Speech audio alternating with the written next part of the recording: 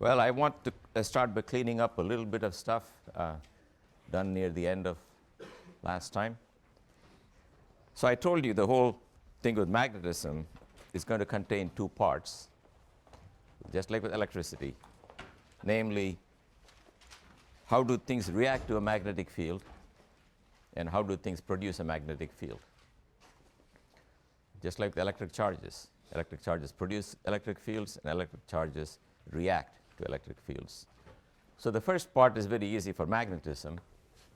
The force of magnetism on a charge q depends on its velocity, because if it doesn't move, it doesn't feel it. And depends on the magnetic field, which I will denote by some symbol B. Then you can ask yourself, how am I going to get a vector out of two vectors, namely the velocity and B? And a natural candidate is the cross product. Now, that doesn't mean that's the right answer. For example, I can multiply this by the absolute value of velocity squared, and that will still be a vector, because that's just a scalar. Anyway, ignore that, because that's not what happens. Nature is very kind, and it's just B cross B. And you got to know how to do the cross products. Okay? There are two rules you're going to use all the time. One is a cross product, which is, for me, the screwdriver rule, that if you got a vector B and you got a vector B, you turn a screwdriver from B to B, and the way it comes out is the direction of the cross product. Right. So everyone's doing that. So you can also do it with your hand. Have you seen all these rap guys? They're all computing cross products, because that turns out to be a right-hand rule and a left-hand rule. So you can do that, or you can do this. Another one is whenever there's a current or something and you don't know which way the magnetic field is going, you're supposed to wrap your hands around the current. Now, don't do this at home. Wrap it around the current, and the thumb points in the direction of the field. Okay? So whenever you have doubts about which way something is going, if you see something looping around, drive your four fingers around that loop, and the thumb will point in the direction of the answer. So that's, I've been using it a lot without spelling it out for you, but you should know at least technical definition of cross product. Another thing is, I didn't tell you anything about units. So B is measured in Tesla. And the meaning of a Tesla is that if you have a 1 coulomb charge moving at 1 meter per second, perpendicular to the magnetic field B of 1 Tesla, it'll experience a force of 1 Newton. That's it. So Tesla is cooked up so that in the MKS units that we use, if you put in the numbers, you will get the force in newtons. Okay. Then I said, from this microscopic description of what happens to single charge, you can go to a piece of wire carrying some current and take a segment dl, and the current is I going through the loop. The force, which I write as df, meaning an infinitesimal force on an infinitesimal segment, is dl cross b. So that if you stick a wire in a magnetic field, well, different parts of the wire have current going in different directions. So I'm taking a tiny section, dl, and in that tiny section, I'm computing the cross product. Okay? That's going to be the force. For example, if at this location, the magnetic field points that way, then the force will be coming out of the board. So this is the first half, and I try to do a problem near the end. And let me repeat that, because I sort of switched coordinates, I think, in the middle. So I wanted to do this problem. That's a wire. This is a semicircle. I'm not worried about this portion and this portion. I just want to know what is the force on this segment here. Which way is it going to act?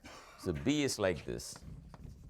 First of all, you can tell the force is going to be in or out of the blackboard, because if V is in the plane of the blackboard, I mean velocity of the current is in the plane of the blackboard, B is in the plane, cross product will be perpendicular, two of them will come out.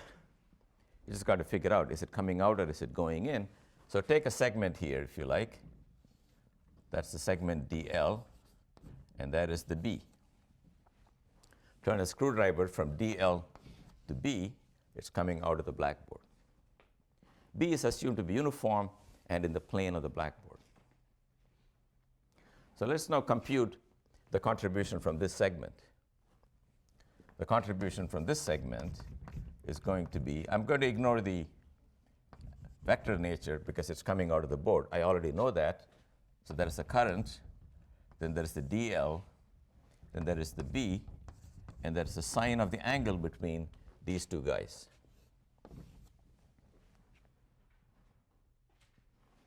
I claim that that is the same as this angle here. This is an ancient trick. The ancient trick says the angle between two lines is theta, then the angle between the perpendiculars of the two lines is also theta. So the two lines are this and this, and the perpendiculars to them, this guy is perpendicular to this one, and the tangent vector is perpendicular to the radius. So that's the same angle theta. So that sine theta is this one. So the total force will be I, B, and what is dl? The segment length dl is just r times d theta. So you got sine theta d theta integral from 0 to pi.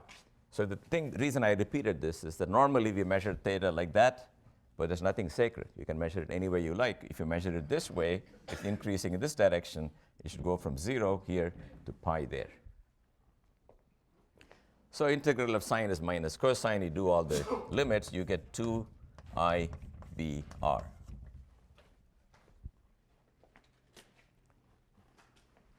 By the way, it's very useful to know a quick rule.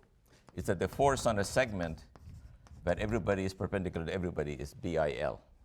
Okay? Segment of length L carrying current I in a magnetic field B. If B and I are all perpendicular, then the force is just BIL. So if you look at it that way, it looks like B times I times 2R. 2R being this length.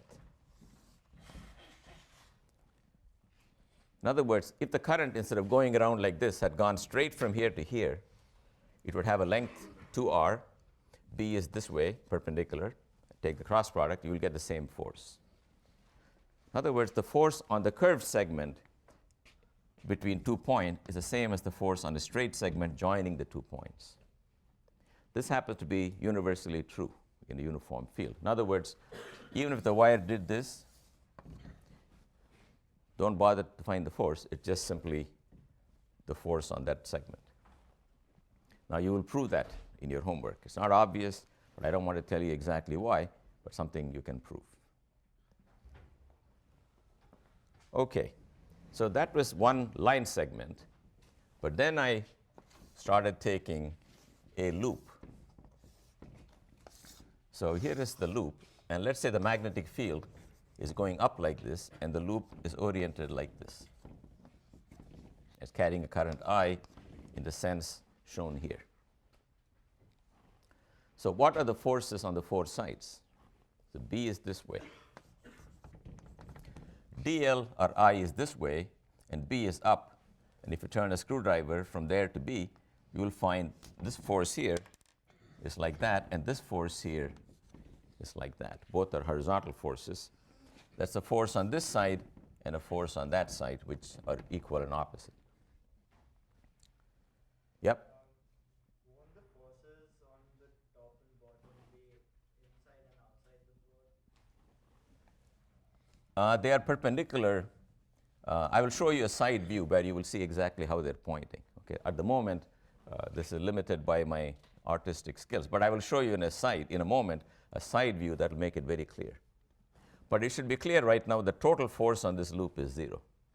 Because it's a uniform magnetic field, if there's a current going this way, that's the same current going the opposite way for the same length in the same field, so those forces will cancel. So the loop doesn't feel a net force, but it feels a net torque, which I think you can imagine is trying to straighten this loop out and make it horizontal. And if you want to see the torque, look at the loop from this end. Okay, from this edge, it looks like this. That's the loop, and that's the B field. And that's the normal to the loop, or the area vector of the loop looks like that. So the force looks like this here and looks like that in the top section. So let us say this length is L and this width is W.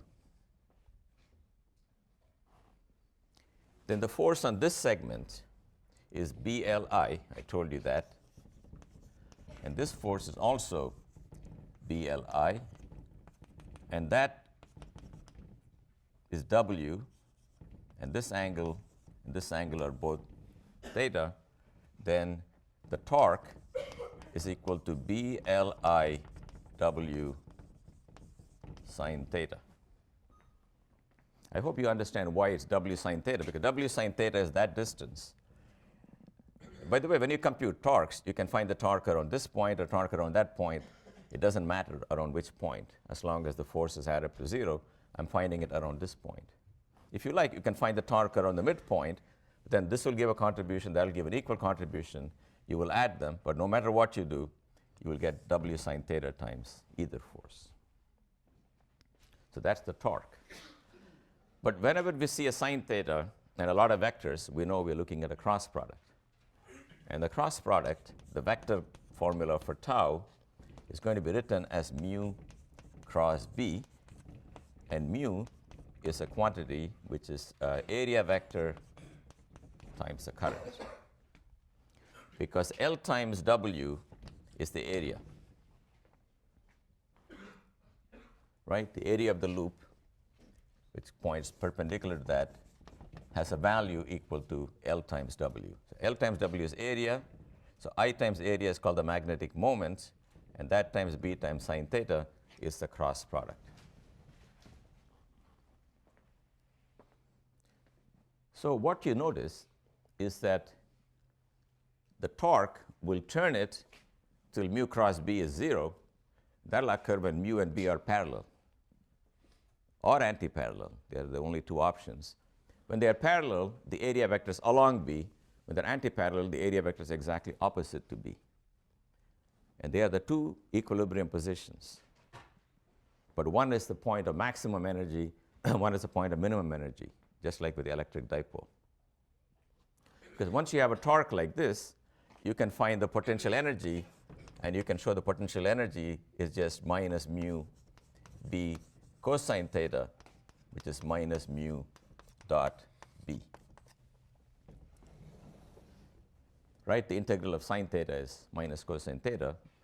So when basically the point I'm making is this loop would like to have its area vector parallel to the magnetic field.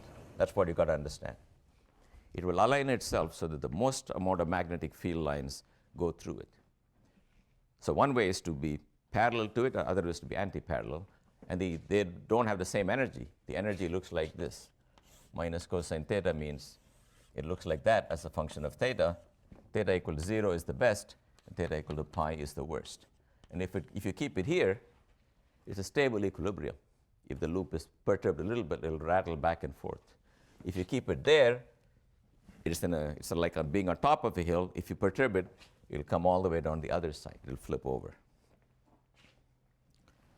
Okay, so this loop is really like tiny compass needle.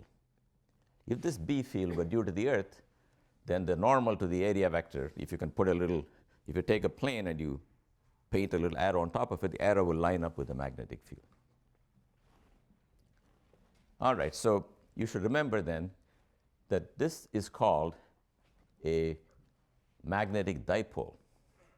Why? Because we studied the electric dipole, in which if you got a plus charge and a minus charge, and you got an electric field, E, then the torque on it was P cross E, where the magnitude of P is the charge times the distance between them. And a dipole would also align itself with the electric field, with the plus charge along E and the minus charge down here. The other configuration was exactly anti-parallel, but that's the configuration of highest energy, and the energy again was minus P dot E. So a current loop is like an electric dipole, except it's a magnetic dipole. It is to the magnetic field what the electric dipole is to the electric field, with one big difference. If you look at an electric dipole, it really has a plus charge and a minus charge at the two ends. A magnetic dipole, like a current loop here, doesn't have a plus and minus magnetic charge there. It's as if there is a plus and minus magnetic charge, but there are no magnetic charges. There are no isolated magnetic charges that produce magnetic fields the way electric charges produce electric field. If you had a magnetic monopole, it will produce a radially outgoing field like 1 over r squared, but there is no such thing. But there is something that looks like a magnetic dipole. In other words, if this was a plus magnetic charge, that was a minus magnetic charge, then they would feel a magnetic field, and they would obviously line up with the magnetic field. The dipole will line up with the field. Okay, now it turns out you can get some money out of this. You can build a device. The device I'm going to build is an electric motor.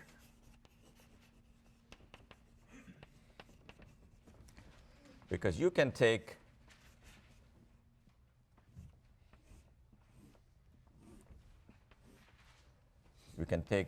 a bar magnet or any other magnet with some magnetic field coming here. This is the other end of the magnet. You put a current loop here.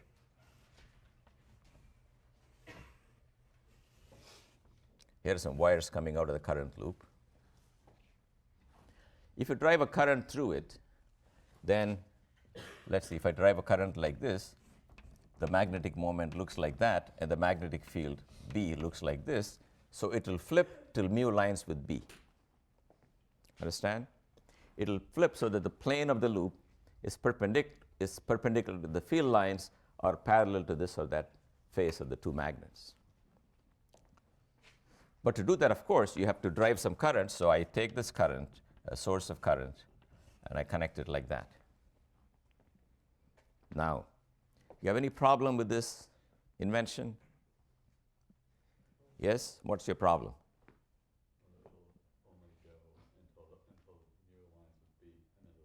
That's right. It's not going to run very long.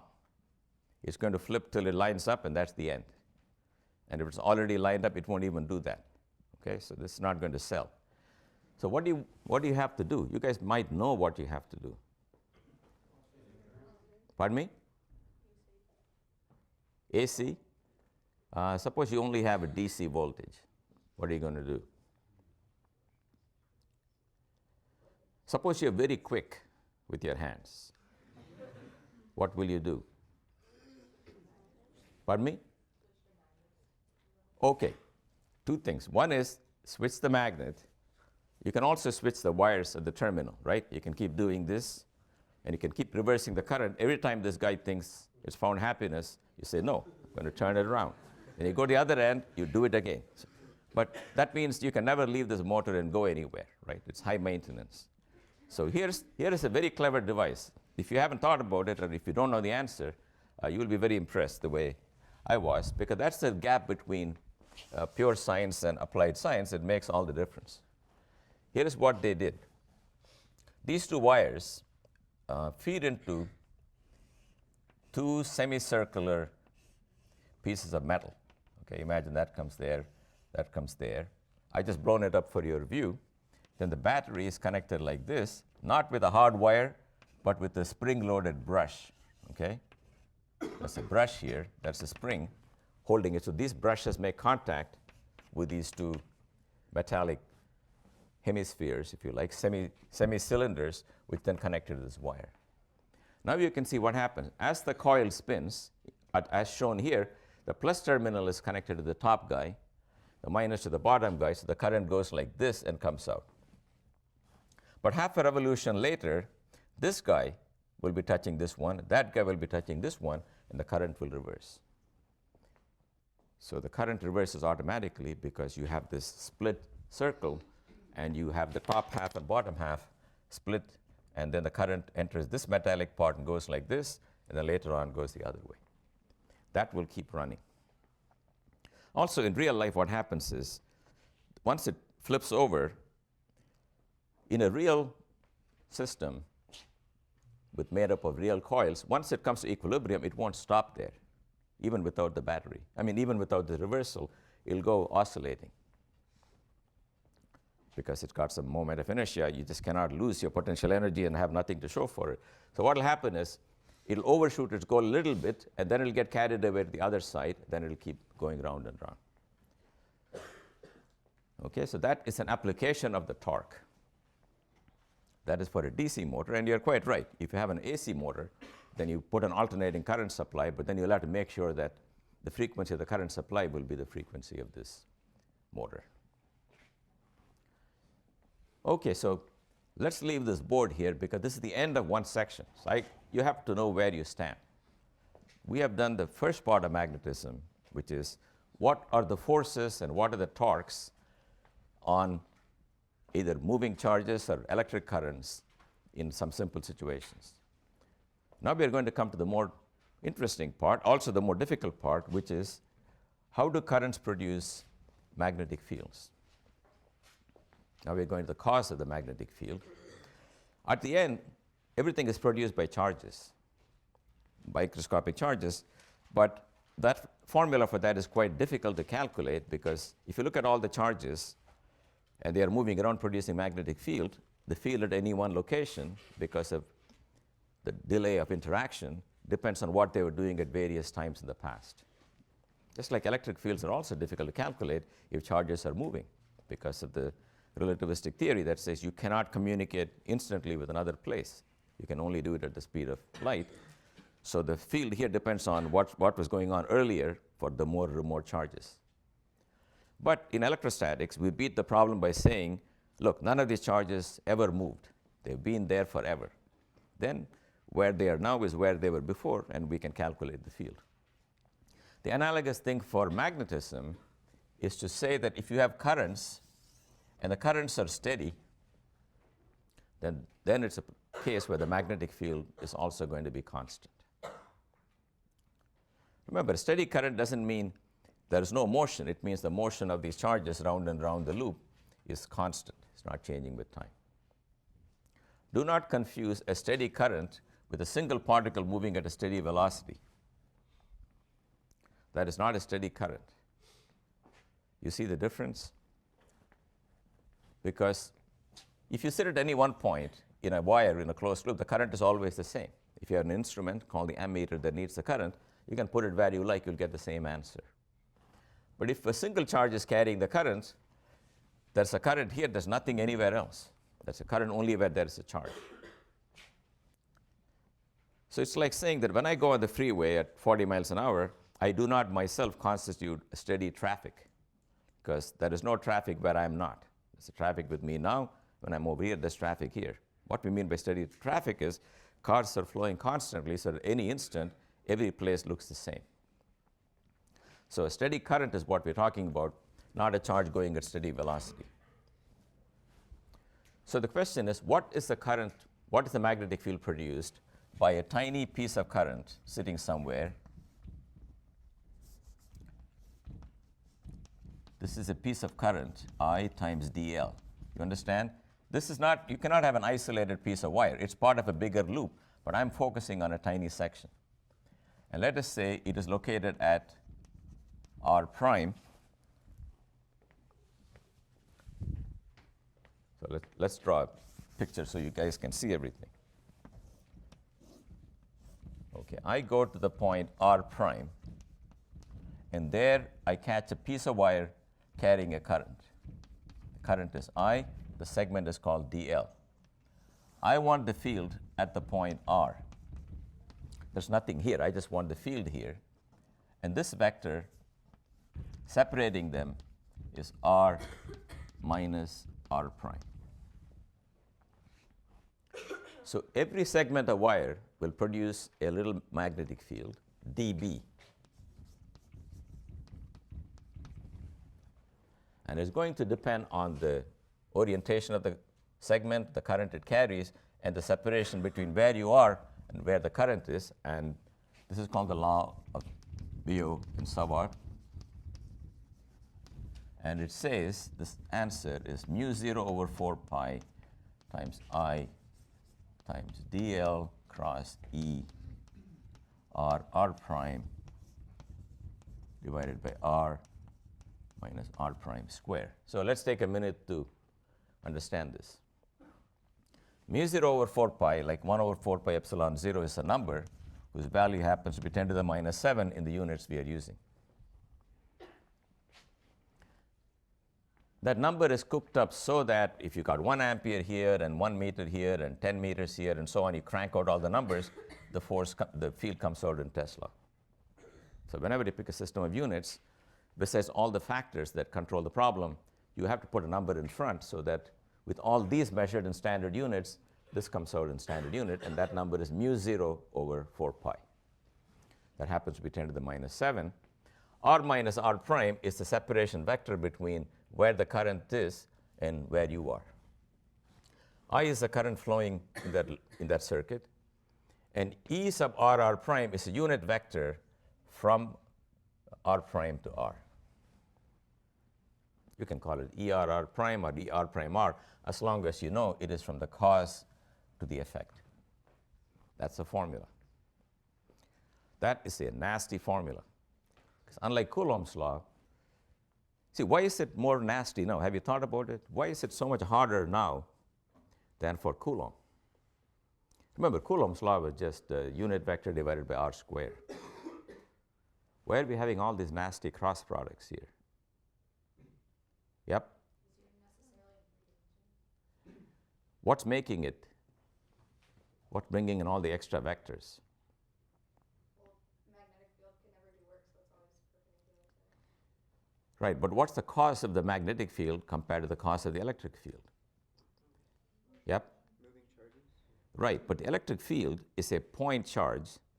There is no vector associated with that point charge. It's just sitting there. The only vector you got is from the charge to the location.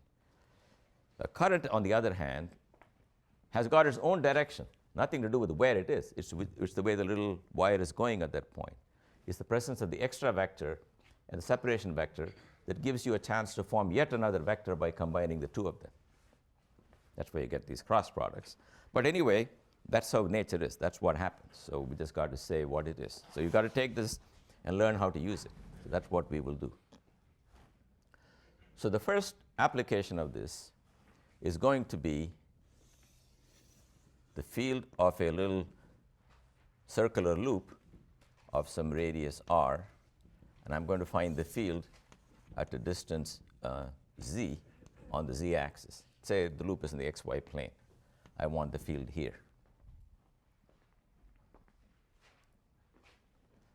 So what you will have to do, think about what you have to do now. You got this formula, but what do you think you will do? The current here is I.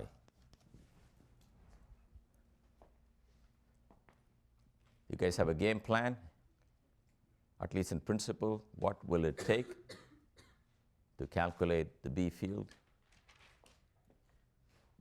Anybody from this wing has an idea? Yes?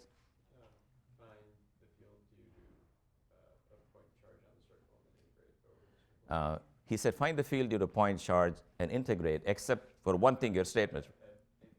That's right. Take a tiny line segment, dl, here. Join at that point, take the cross product. That's a vector. You got to add to all the vectors coming from all the points on the circle. That's your answer. So I'm going to show you, first of all, is it clear to you that by the fact that the problem is symmetric under rotations with respect to this axis, I can pick any one point and whatever it does can be used to deduce what other points will do. They're all in the same footing. So I want you to take this point and this point for a minute. Here, the current is coming out of the blackboard, and here the current is going into the blackboard. Are you with me now? The loop is half behind the blackboard, half in front of the blackboard, and I slice it here. I just look at this guy and see what it does. There's an element dl, if you want, coming out of the blackboard here. And the separation vector is this one. If you take the cross product of that vector with that vector, you got to think about where it will be, and it's got to be perpendicular to this vector, therefore in the plane of the blackboard, and it's got to be perpendicular to this vector, and if you do your signs right, it'll give you a magnetic contribution, dB, that looks like that. But you know that the part of B that's going to survive is the component here, because this guy will produce a field like this. And by symmetry, they will have the same angle, so you only have to keep the z component, not the one in the xy plane. Because for every element I find here, I can find a compensating one on the other side of the circle. Therefore, dB along the z direction is mu 0 I over 4 pi times the segment coming out of the blackboard. What about the sine theta? Sine theta, here's where you got very careful. What do you think the sine theta is between the segment coming out of the blackboard and this guy?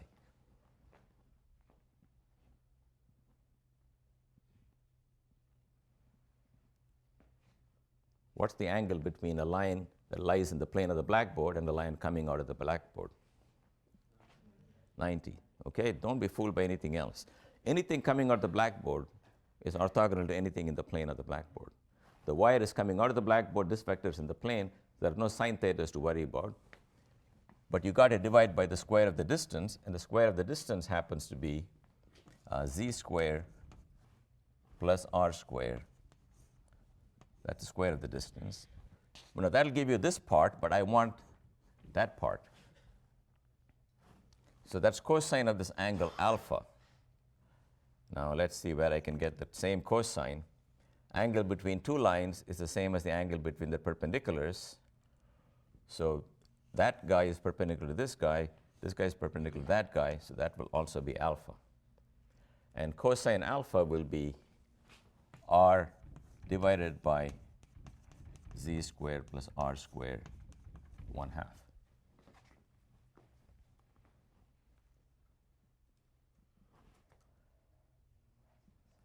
So the sine theta didn't come because of a sine theta in the cross product. I mean, this factor, it came because you want the projection of this vector up the z-axis. We are not done because this is a contribution from a tiny link dl coming out of the blackboard. But notice the contribution is independent of where you are in the circle. Everything makes a contribution up the z-axis. Each one makes a contribution dl. So if you add up all of these, there's nothing to integrate here. That's what I want you to notice. Z and r are fixed. Just got to integrate dl, which will be 2 pi r. So I get mu 0 I over 2 pi r squared divided by 4 pi divided by z squared plus r squared to the power 3 over 2.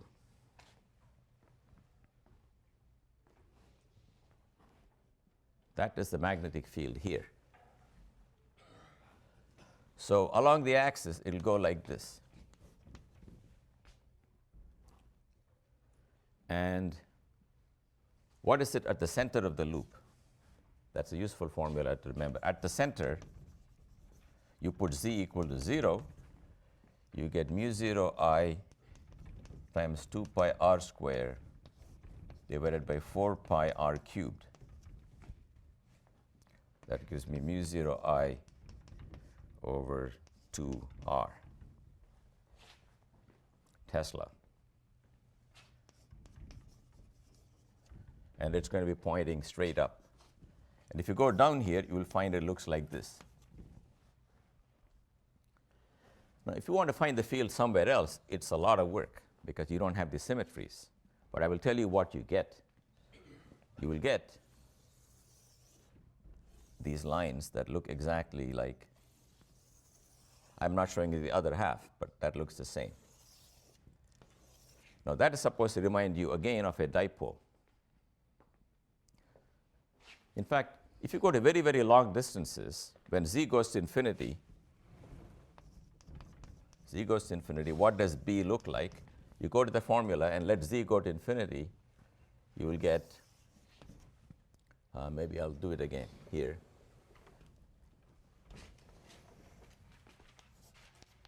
Z goes to infinity, B goes to mu 0 I pi r squared divided by 2 pi z cubed. I'll tell you why I don't cancel the pi's. I know you guys are dying to do that. But pi r squared times I is the dipole moment of the loop. Remember, it's the area times the current. So ignoring all the factors, it looks like the dipole moment divided by the distance cubed. That's exactly how the field went for an electric dipole. So magnetic dipole and electric dipole are again similar. So they're similar in two ways. Just like the electric dipole lines with the electric field, the magnetic dipole lines with the magnetic field. That's the first thing. The field of an electric dipole has got these little circles going out, and the field of a magnetic dipole also looks exactly like that. The only difference is if you go into an electric dipole, you will find two guys, plus and minus, producing the field. If you go into a magnetic dipole, you will find nothing at the center. You'll just find a loop. So nature gives us magnetic dipoles, but not magnetic monopoles. That doesn't mean they're not there. People have been looking for them. It was spotted once, but it's not been spotted again.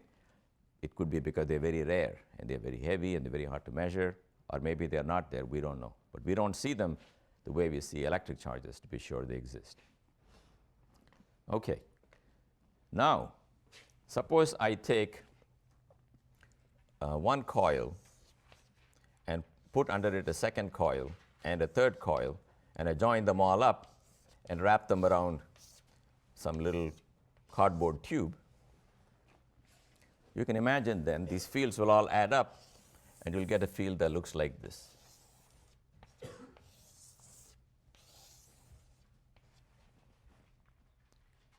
That looks exactly like a magnetic field around a bar magnet.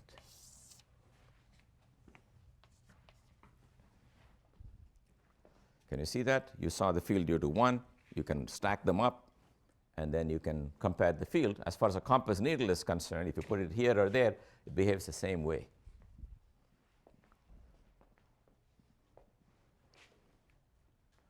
So now we have a question.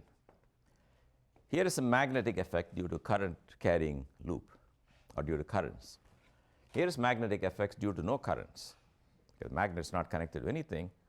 So you have an option. Either you can say that's a new kind of magnetism produced by God knows what, or you can say, I believe that everything is coming from electric currents, and the question is, where are the currents in this guy? Do you know where the currents are in a bar magnet?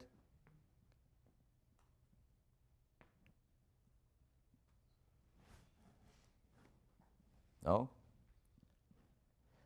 Okay, let me give you a hint. It comes from the atomic theory of materials. Don't think of it as a lump of something. Yep. That's right. You know, atoms got electrons going around, and every electron is a current.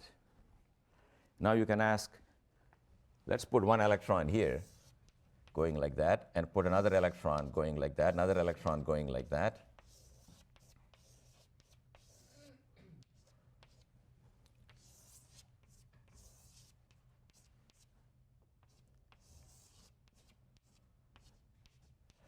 What do you think they all do together? Suppose they got 9 electrons in the plane of the blackboard, all going around their atoms.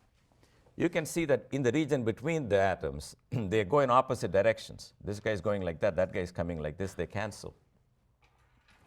The only thing that doesn't cancel is along the perimeter. Everybody, what are these guys doing? Here we go. Sorry. Yes, they do this. So it's a physical fact that when many orbits are put next to each other, they cancel on the interior and give you something on the boundary. So even though each atom is a very tiny loop, if you got 10 to the 23 atoms, they can look like a macroscopic loop. Now that is just a two-dimensional loop, but you can take a solid, a magnetic solid. It's got these little orbits here. In every layer it's got orbits, and each one is like a current. So magnetic material is like having a sheet of current, and of course, that'll produce a magnetic field. There are a lot of subtleties, but this is roughly what happens. This is how you get magnetism. There are some questions. One of them is, why isn't everything magnetic? Why not this guy? It's got electrons, right? Why aren't they lined up? And which way should they line up? Which way should the magnet point? So the answer is that many materials may contain equal number of electrons going in opposite directions, so that some are going one way, some are going the other way. And for that reason, each atom may cancel itself out. Another possibility is every atom may have one net uncancelled electrons, but the plane of the orbit for each atom is different. Some are rotating in this plane, some are rotating in that plane, so the little magnetic moment vectors are pointing in random directions and not lined up. And that happens because of thermal agitation. Things like to jiggle when you heat them. But when you cool them, they can all line up, and you suddenly find the material is magnetic. So if you take a regular bar magnet in your fridge and you put it on a hot plate for a while and you remove it, you'll find it's less magnetic. It's less magnetic because you cause these guys to jiggle more. And beyond a temperature called Curie temperature, which depends on the material, the jiggling will be so intense that magnetism is destroyed. Not atom by atom, but because they are no longer able to act together and produce a net magnetic moment. Then you can also take materials in which every atom has an electron that's willing to line up, but they don't know which way to line up. They can line up in any way they like, but then if you put them in a strong magnetic field, then because every dipole likes to line up with the magnetic field, the atomic moments line up with the magnetic field. Then even if you take off the magnetic field, the dipoles remain aligned. Do you know why they remain aligned? Because they are producing their own magnetic field, which keeps them in place. That's called a self-consistent solution. So the magnets, if they all agree, hey, let's line up, can actually make it a stable situation, because when they do line up, they produce their own magnetic field, which encourages them to line up. So these are all interesting things in magnetism, but the starting point always is to find out how to take these microscopic moments and make them line up. All right, so now I'm going to do, so this is at least an explanation of why bar magnets are magnetic, because they are really circulating currents, and there's no different from this current. Okay, now I'm going to find the magnetic field for a very classic problem, and that's the field of an infinite wire.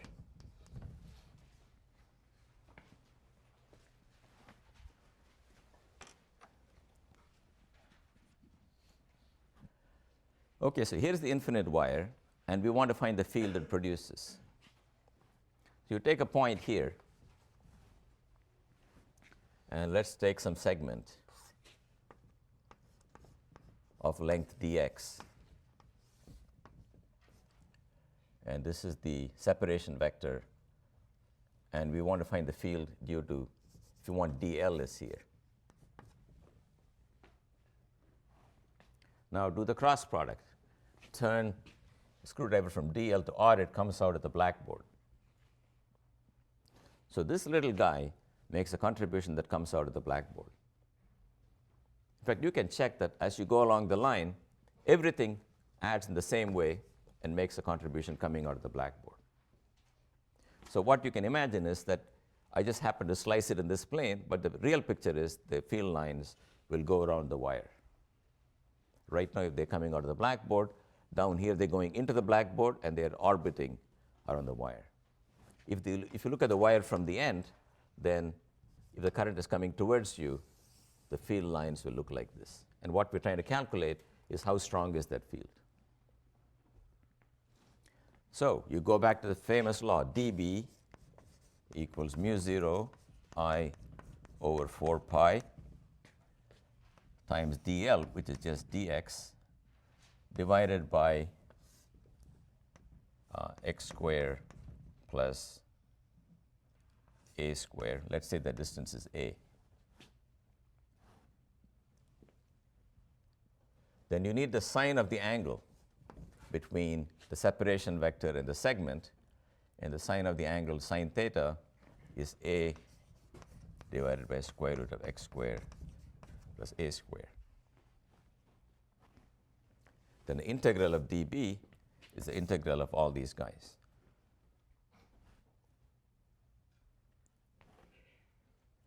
Now you can guess what the final answer is going to look like just from dimensional analysis.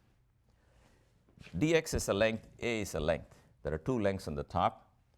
The bottom, there are 3 powers of length, an x square or a square from this one, and a square root of a length square, which is another length. You see that? 2 powers of length on the top, 3 in the bottom. Answer has to, in the end, have dimensions of 1 over length. The only length in town is a, so you know it's going to look like mu 0 I over a, but then it could be half of a or 10 times a. If you do that integral, you'll find it's over 2 pi a. And I'm not doing the integral because we have seen this integral before. Dx over x squared plus a squared 3/2. You make the tangent substitution and get secant this and secant that. So I don't want to do that integral again. But the answer is mu 0 I over 2a. So the magnetic field from an infinite wire falls with distance like 1 over a. Very much like the electric problem. Even though a single electric charge produces a field that goes like 1 over r squared, if you remember, infinite line produces a field that goes like 1 over r. Similarly, even though an element of wire has a contribution that goes like 1 over distance squared, when integrated over an infinite line, the final field goes like a, 1 over a, where a is the distance from the axis of the wire.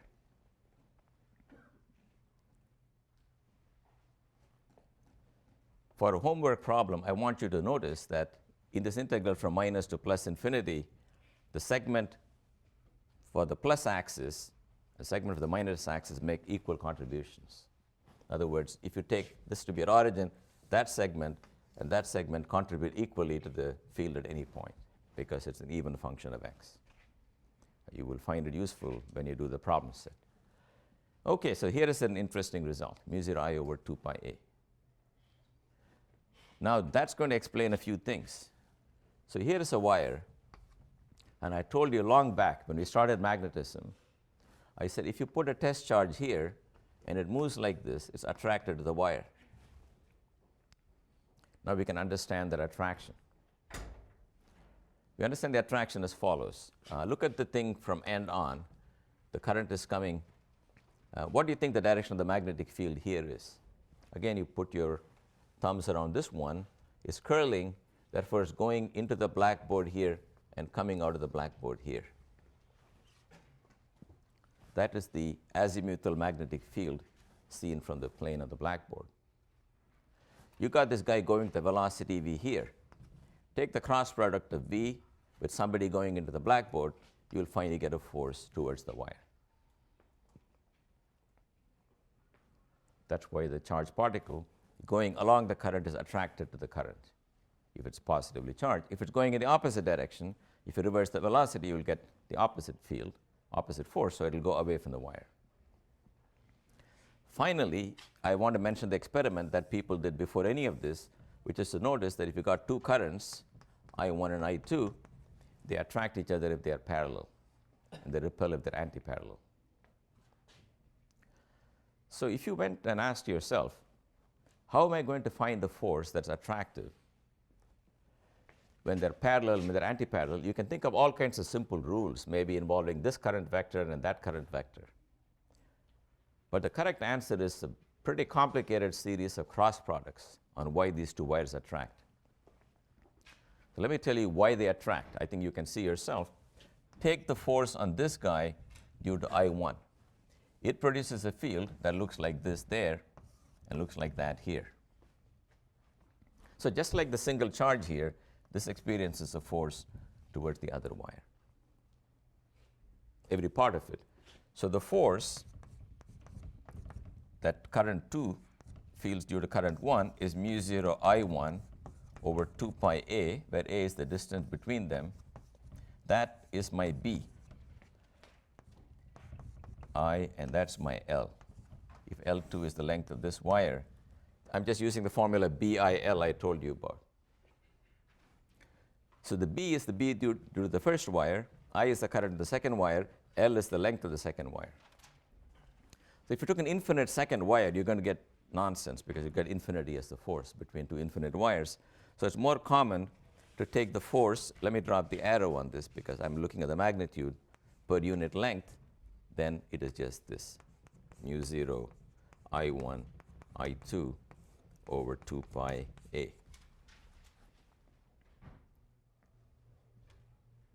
And the current, you know, is measured in amperes, which means if you took 1 ampere in this wire and 1 ampere in that wire, and they were 1 meter apart, the force between them will be mu 0 over 2 pi, which will be 2 times 10 to the minus 7 newtons per unit length. In other words, if you're all holding this wire from running off to that wire, and you are given a 1 meter wire to take care of, you will have to exert that force. So attraction between wires, in the end, has an explanation, but it's very complicated. Does not simply involve the two current directions. The first current, through a series of cross products, produces a magnetic field perpendicular to this wire, and another cross product of that perpendicular field and the current here gives you another vector, which is the attraction vector. So the force of attraction, whereas force of attraction between two charges is simply q1, q2 over r squared, force of attraction between two wires, even though it has a simple formula, comes in the end from a whole bunch of cross products. Okay, that's what you have to know.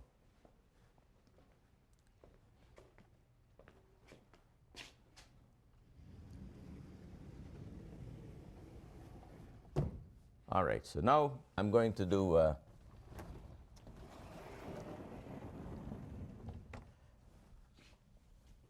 very basic result called Ampere's law.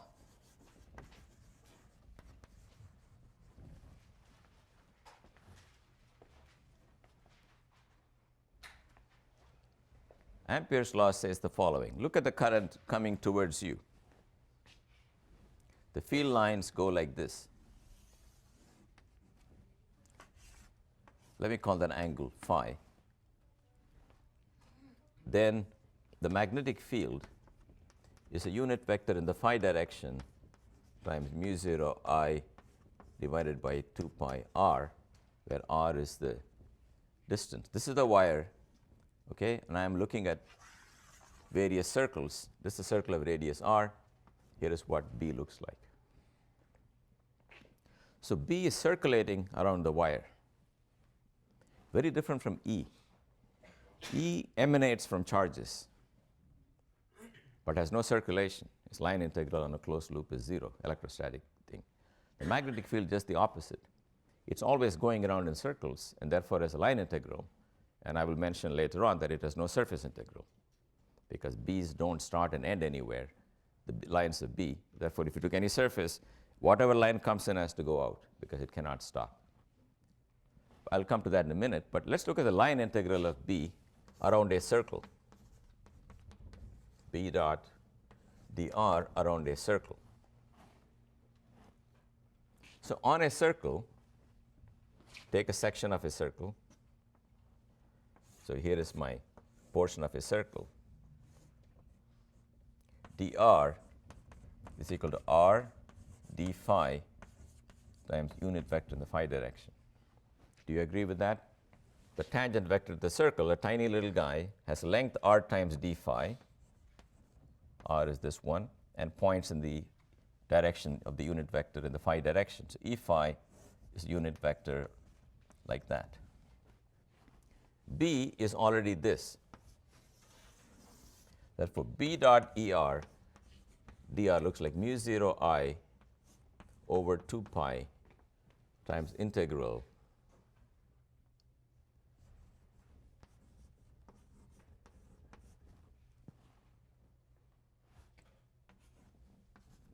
because the dot product of the two vectors, because they are both azimuthal, is simply the product of this guy times that guy.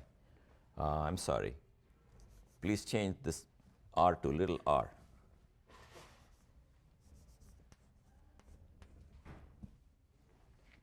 In other words, I want that distance to be little r. You can also use big R. It's going to cancel out, but I'm not taking a fixed length r. I'm taking r to be variable, so I want to use little r for it. So r d phi is the length. The point to notice is that the field goes like 1 over r, the arc length goes like r. So they cancel.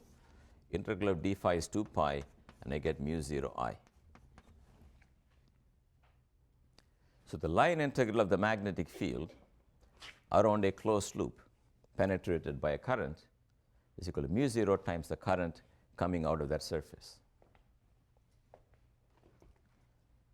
independent of the radius of the circle. You can take a small circle, you can take a big circle, you always get the same answer.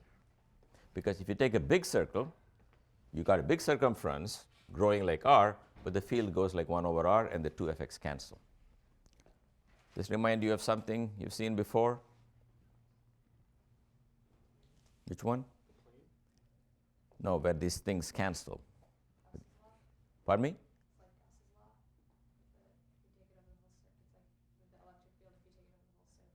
Like Gauss's law, you mean? Yeah, Gauss's law, when you took a single charge, the surface integral of E was independent of the size of the sphere, because the field went like 1 over r squared, area of the sphere went like r squared, and the surface integral just said it's equal to the q that's inside. Then, of course, we found it's true even if the shape is not spherical. Again, we find here, first you take a circle and you find the answer is independent of the radius of the circle. Okay, then I'm going to show you that the answer is independent even of the shape of the loop. So let the current be here. So take a loop like that. So take a portion of that loop, this portion here. It's got a radial part and a tangential part. So you can see the dr of the loop is dr times er plus r d phi times e phi. Let me blow this up for you if you like. So that is that segment there, dr, and that's got an angular part and a radial part. Radial part has length dr, angular part has length r d phi. So integrating along that curve, which I can approximate by a straight line, I can break up that elemental vector dr into the tiny portion in the angular one, tiny portion in the radial one. But b was equal to mu 0 I over 2 pi r times e phi. So when you take b dot dr, er dot e phi is 0 because they are perpendicular vectors. All you get then is b dot dr will be mu 0 I over 2 pi d phi.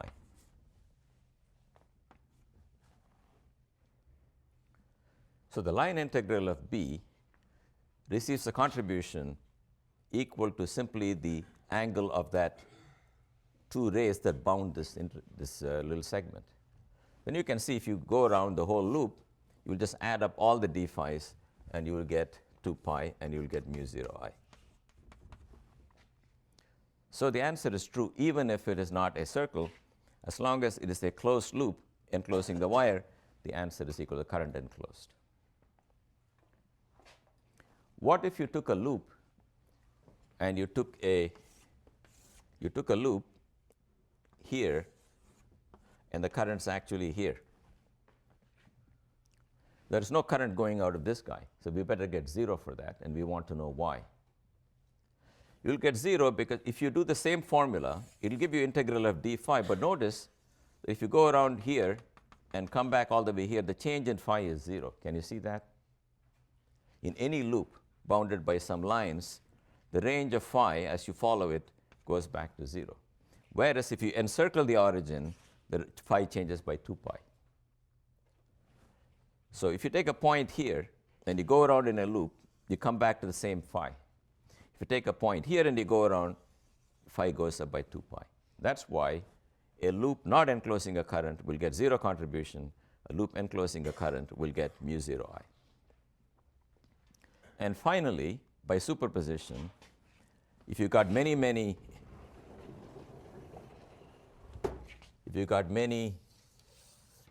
wires coming out of this, some are going in, some are coming out, some are going in, some are coming out, then integral of b dot dr is equal to mu 0 times sum of all the currents ij penetrates the surface bounded by the loop.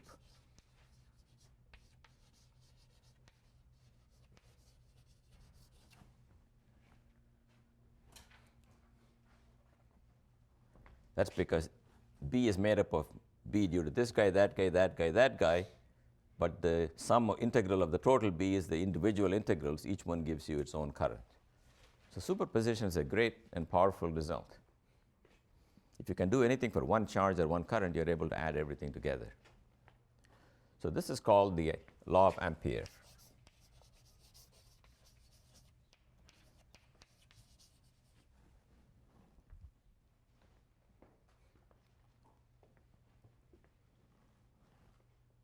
Now I might as well tell you the surface integral of B on any closed surface is actually 0. Because if you took electric charges, they got lines coming out like this, right? And if you took a surface, you get some contribution from the dot product of the field vector with the area vector. Magnetic lines never end anywhere, they always close. So take whatever surface you want, any line that enters it will also leave it because it's nowhere to end. Had there been magnetic charges, magnetic monopole, lines will either come out of the monopole or collapse into a monopole. Then the surface integral of B will count the magnetic charges. But we have not found any. So as of now, the surface integral of B is 0. The line integral of B is the current trapped by that loop. You understand? You take the loop and you draw a plane with that loop as a boundary. Then any current coming out of that is going to be equal to the line integral up to this factor mu. For the electric field, just for comparison, the line integral of the electric field is 0, and the surface integral of the electric field is equal to the charge over epsilon 0. So here is this one integral. Let me write it here. B dot dr is equal to mu 0 times all the currents crossing it. So it's very useful for you to write these 4 mathematical equations. These are called the integral form of the Maxwell equations.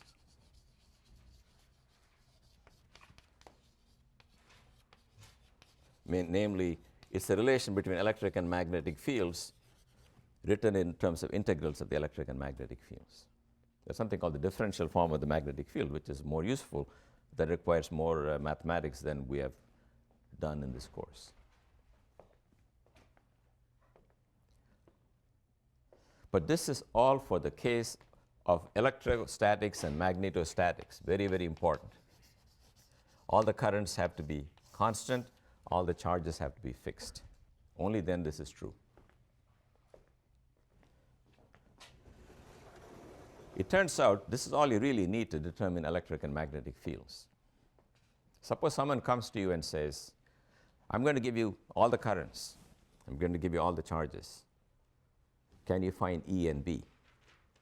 It's a mathematical problem. And the mathematical statement is that you know the line integral of either field around any loop, and you know the surface integral around any surface. It turns out that's all you need.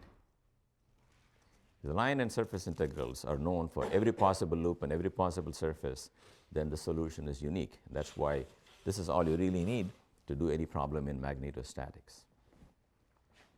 Because you might think maybe this guy is going to write 2 more equations. I'm saying mathematically this is complete. On the other hand, if I had stopped at one of them, say for the electric field, if all I told you was this one, then mathematically it's not enough to solve the problem. Okay, so I'm going to use Ampere's law the way I use Gauss's law to show you some simple applications. Suppose someone gives you an infinite wire and says find the field around it. Now you can do that nasty integral, which I did on the top right corner, but now you don't have to do it. Because you will argue by symmetry that the field here cannot be pointing to the left or pointing to the right should lie in the plane, because there's no reason to bias one way or the other. And in the plane perpendicular to it, the field should be invariant when you rotate the wire, because the wire looks the same when you rotate it. So the only possible things I can think of are the field can look like this, or the field can look like this. They both have the property that when you rotate the wire, they look the same. But you can rule this one out. Well, one way to rule it out is to say that if all the magnetic field lines end on the wire, there must be magnetic charges, and we don't have them. Another way, which is more subtle, is to say, if this was the field configuration for this current, if I reverse the current, everything should reverse and the line should go outwards now.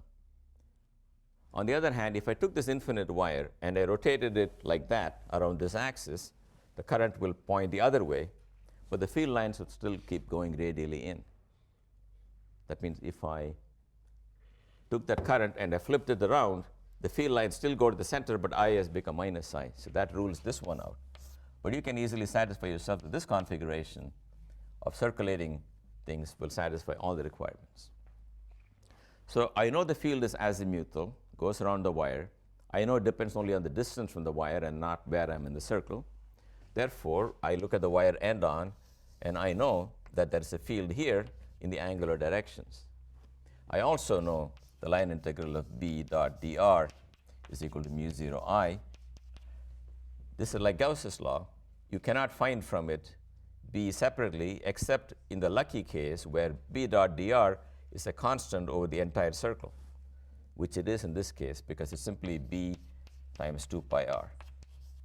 If B is azimuthal, which is I've argued for, the line integral is B times 2 pi r is mu 0 I. That means B is equal to mu 0 I over 2 pi r.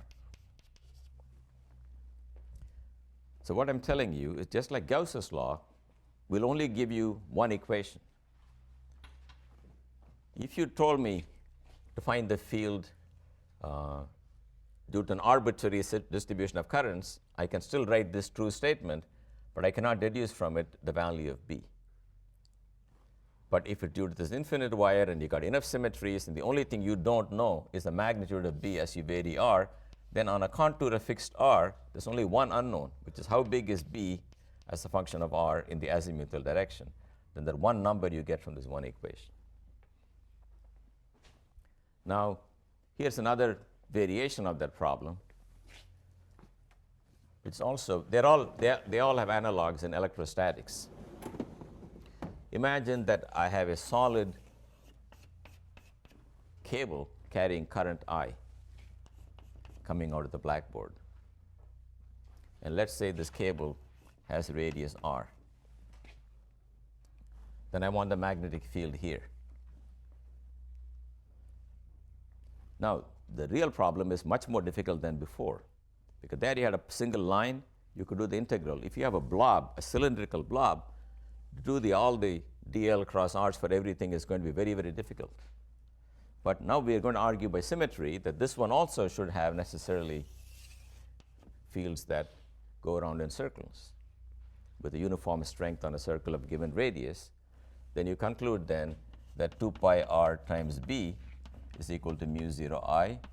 Therefore, B is equal to mu 0 I divided by 2 pi r, which is exactly the field you would get from a point wire carrying all the current. Again, this should remind you of Gauss's law, where if you have a ball of charge, the field due to it looks like the field of a point charge sitting at its center. Likewise, the field of a uniform distribution, a tube of current coming towards you, outside this tube looks like it's all coming from the center, because that's what it would look like if the entire current were concentrated at the center. But you will see the difference now if you go inside this and ask, what's the magnetic field on a circle lying inside this? Then again you can say 2 pi r times B is equal to mu 0 times the current that's enclosed by that loop, not the entire current. And I think by now you guys should know that will be in this fraction of the total current. Or if you want to see the details, you can put a pi there and you can put a pi here. I over pi r squared is the current density, and pi r squared is the area of this guy. But by now, you guys should know that things scale like distance squared if you're looking at areas. So what does that tell me now? It's mu 0 I r squared over big R squared. So therefore, B looks like mu 0 I r divided by 2 pi r squared for r less than or equal to r. And this is the formula for r bigger than or equal to r. And you can test the formula when little r equals big R. That's correct. Little r equals big R, they agree. Therefore, the magnetic field as a function of r grows inside the cylinder and then decays as 1 over r. All this should be familiar to you if you still remember similar problems from Gauss's law.